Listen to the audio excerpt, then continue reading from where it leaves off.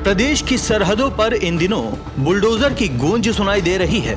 मुख्यमंत्री योगी आदित्यनाथ के सख्त निर्देशों के बाद खास तौर पर नेपाल सीमा से सटे जिलों में अवैध रूप से बने मदरसों, मस्जिदों, मज़ारों और ईदगाहों पर प्रशासन का डंडा चल रहा है।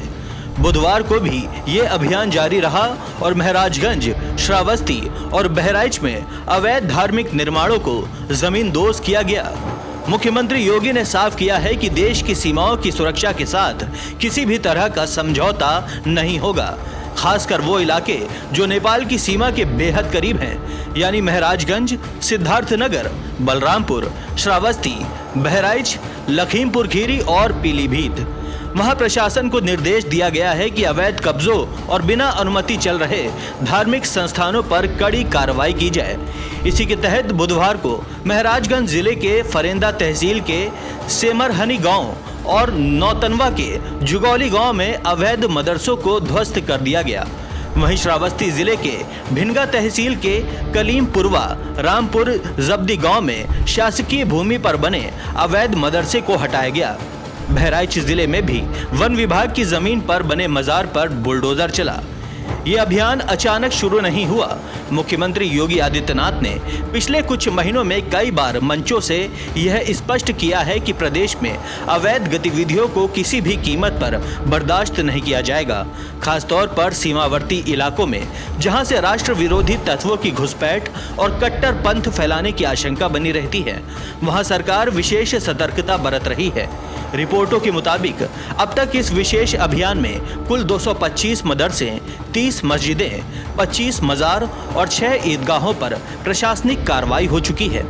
इन धार्मिक स्थलों की आड़ में न सिर्फ सरकारी जमीन पर अवैध कब्जे किए गए थे, बल्कि कुछ स्थानों पर इन संस्थानों से जुड़े लोगों की संदिग्ध गतिविधियों की भी शिकायतें प्रशासन को मिली थीं। ऐसे में सरकार अब न सिर्फ अतिक्रमण को हटाने का कार्य कर रही है, बल्कि इन संस्थानों की फंडिंग, संचालन और पंजीकरण की जांच भी शुरू हो चुकी है। बिना मान्यता और बिना किसी वैध दस्तावेज के चल रहे मदरसों को चिन्हित कर एक एक कर ध्वस्त किया जा रहा है। प्रदेश सरकार का ये रुख सख्त जरूर है, लेकिन प्रशासनिक अधिकारियों का कहना है कि कार्रवाई पूरी तरह नियमानुसार और तथ्यों के आधार पर की जा रही है। किसी एक धर्म या समुदाय को निशाना बनाने की मंशा नहीं है, बल्कि यह अभियान सिर्फ और सिर्फ अवैध कब्जों के खिलाफ है। सरकार की इस कार्रवाई को लेकर जहां एक और कानून व्यवस्था को सुदृढ़ करने और सीमावर्ती क्षेत्रों को सुरक्षित करने की दिशा में बड़ा कदम माना जा रहा है, वहीं दूसरी ओर कुछ सामाजिक संगठनों की ओर से इसे लेकर सवाल भी उठाए जा रहे हैं।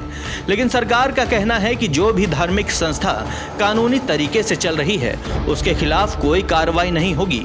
कार्रवाई उन्हीं के खिलाफ है जो कानून का उल्लंघन कर रहे हैं, सरकारी जमीन पर अवैध कब्जा कर रहे हैं या जिनकी गतिविधियां संदिग्ध हैं। प्रदेश की सीमाओं के भीतर कानून का राज कायम करने और देश विरोधी तत्वों पर नकेल कसने की ये रणनीति अब पूरे उत्तर प्रदेश में सख्ती के साथ लागू की जा रही है। बुलडोजर की ये गूंज अब उन लोगों तक एक सख्त संदेश बनकर पहुंच रही है जो कानून की आंखों में धूल झोंककर अपने मकसद साधने की कोशिश में लगे हुए हैं। मुख्यमंत्री योगी आदित्यनाथ का स्पष्ट संदेश है, अवैध कब्जे हटेंगे, कानून का राज कायम होगा और प्रदेश की सरहदें पूरी तरह सुरक्षित रहेंगी।